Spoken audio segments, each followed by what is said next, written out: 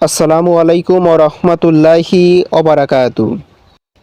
আবু হুরায়রা রাদিয়াল্লাহু তাআলা আনহু বলেন, রাসূলুল্লাহ সাল্লাল্লাহু আলাইহি ওয়াসাল্লাম বলেছেন, জাহান্নাম তার রবের কাছে অভিযোগ করে বলে, হে রব, আমার এক অংশ অন্য অংশকে খেয়ে ফেলেছে। মহান আল্লাহ তাআলা তখন তাকে দুইটি নিঃশ্বাস ফেলার অনুমতি দেন। একটি নিঃশ্বাস শীতকালে, আরেকটি নিঃশ্বাস গ্রীষ্মকালে।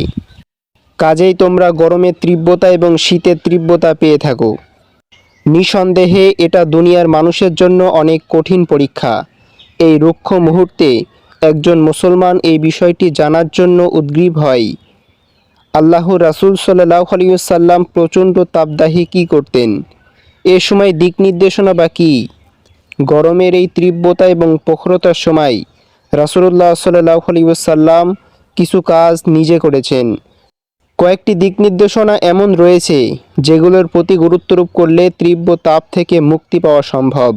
নাম্বার 1, কাজের সময় পরিবর্তন করা। মানবতার নবী মুহাম্মদ সাল্লাল্লাহু আলাইহি ওয়াসাল্লাম সর্বদা তার উম্মতের কল্যাণ চিন্তায় বিভোর থাকতেন। তাদের সুবিধা অসুবিধা প্রয়োজন ইত্যাদি নিয়েই ছিল তার সর্বক্ষণিক ভাবনা।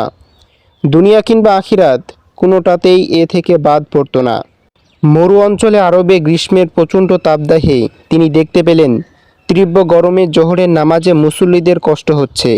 এছাড়াও অন্যান্য বিষয় উপলব্ধি করে নামাজের মতো গুরুত্বপূর্ণ ইবাদতের সময়ে কিছুটা পরিবর্তন এনে তিনি বললেন, তোমরা জোহরের নামাজ ঠান্ডা করে পড়ো। অর্থাৎ দুপুরের গরম কিছুটা হ্রাস পেলে জোহরের নামাজ আদায় করো। নাম্বার 2, গোসল করা। সূর্যের প্রচণ্ড তাপ বর্ষণে আমাদের শরীর থেকে দরদর করে ঘাম ঝরে।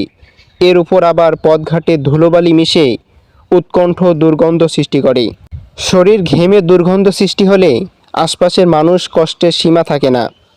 রাসূলুল্লাহ সাল্লাল্লাহু আলাইহি ওয়াসাল্লাম তাই গরমের তীব্রতায় অতিরিক্ত ঘাম, শরীরের দুর্গন্ধ এবং অপরকে কষ্ট দেওয়া থেকে বাঁচতে গোসলের নির্দেশ দিয়েছেন। হযরত আয়েশা রাদিয়াল্লাহু তাআলা আনহা বলেন, লোকজন তাদের বাড়ি এবং উঁচু এলাকা হতে জুম্মার নামাজ পালাক্রমে আসতেন, আর ধুলাবালির মধ্যে দিয়ে আগমনের কারণে তারা ধুলো মলিন এবং ঘামাক্ত হয়ে যেতেন। তাদের শরীর থেকে ঘাম ঝরত। একদিন রাসূলুল্লাহ সাল্লাল্লাহু আলাইহি ওয়াসাল্লামের কাছে একজন এলেন। তখন নবী সাল্লাল্লাহু আলাইহি ওয়াসাল্লাম আমার কাছে ছিলেন। তিনি তাকে বললেন, যদি তোমরা এই দিনটিতে পরিষ্কার পরিচ্ছন্ন থাকতে এবং গোসল করতে, এর মাধ্যমে তীব্র এবং গরমের সময় গোসলের প্রয়োজনীয়তা উপলব্ধি করা যায়। নাম্বার 3, মাথায় পানি দেওয়া। সূর্যরশ্মির তীক্ষ্ণতা এবং প্রচণ্ডতায় অতিষ্ঠ হলে তৎক্ষণিক একটি প্রতিকার হলো মাথায় পানি দেওয়া। এর মাধ্যমে পুরো শরীর শীতলতা অনুভব করা যায়। রাসূলুল্লাহ সাল্লাল্লাহু আলাইহি ওয়াসাল্লাম এই কাজটি করতেন। আর বলাই বাহুল্য যে নবীজি সাল্লাল্লাহু আলাইহি ওয়াসাল্লামের কৃতকর্মতাকে অনুসরণের নিয়তে করলে সওয়াব পাওয়া যায়। হাদিসে এসেছে, জনৈক সাহাবী বললেন, তিনি রাসূলুল্লাহ সাল্লাল্লাহু আলাইহি ওয়াসাল্লামকে গ্রীষ্মের দিনে প্রচণ্ড গরম আর পিপাসায় রোজা অবস্থায় মাথায় পানি দিতে দেখেছেন। নাম্বার 4, জাহান্নাম থেকে মুক্তির প্রার্থনা করা। দুনিয়ার জীবনে গরমের তীব্রতায় একজন মুমিনের উদিত হয় জাহান্নামে সেই প্রলয়ঙ্কারী অগ্নিশাস্তির কথা।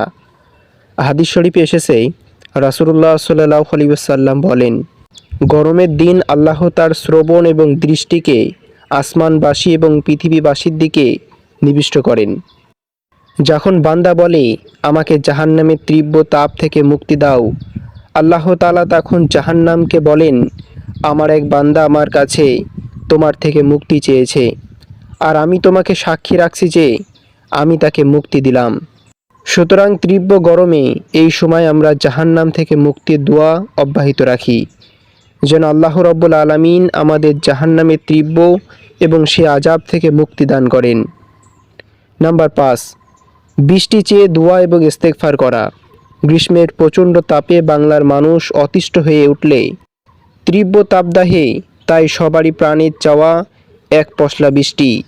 রাসূলুল্লাহ সাল্লাল্লাহু আলাইহি ওয়াসাল্লাম গরমের তীব্রতায় অতিষ্ঠ উম্মতদের শিখিয়ে দিয়ে গিয়েছেন বৃষ্টির প্রার্থনা দোয়া করা। অর্থাৎ, হে আল্লাহ, আমাদের উপর বৃষ্টি বর্ষণ করুন। এর পাশাপাশি ইস্তেগফার অব্যাহত রাখতে হবে। নাম্বার 6, গরমের প্রচণ্ড তাপ থেকে স্থায়ীভাবে মুক্তি পেতে চাইলে ফলপ্রসূ পদক্ষেপ হলো বৃক্ষরোপণ। পরিবেশ রক্ষাকারী গাছ কাটা হচ্ছে এবং এই কারণেই বিশ্বব্যাপী দেখা দিচ্ছে অসহ্য গরম। অথচ রাসূলুল্লাহ সাল্লাল্লাহু আলাইহি ওয়াসাল্লাম আমাদের গাছ রোপণের প্রতি নির্দেশ এবং উৎসাহ প্রদান করেছেন। এই গুরুত্বপূর্ণ নির্দেশসমূহ অনেক নির্দেশ অমান্য করার অপরিহার্য পরিণতিতেই আমরা আজ নিপাতিত।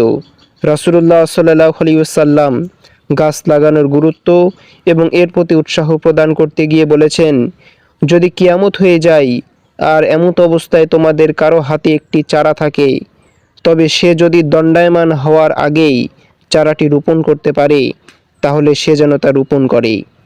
আমাদের জীবনে রাসূলুল্লাহ সাল্লাল্লাহু আলাইহি ওয়াসাল্লামের সব দিক নির্দেশনা বাস্তবায়ন করতে পারলেই সব দুরবস্থা থেকে আমাদের মুক্তি মিলবে, দুনিয়ার জীবনে এবং আখিরাতেও। মহান আল্লাহ তাআলা সবাইকে বোঝার এবং মানার তৌফিক দান করুন।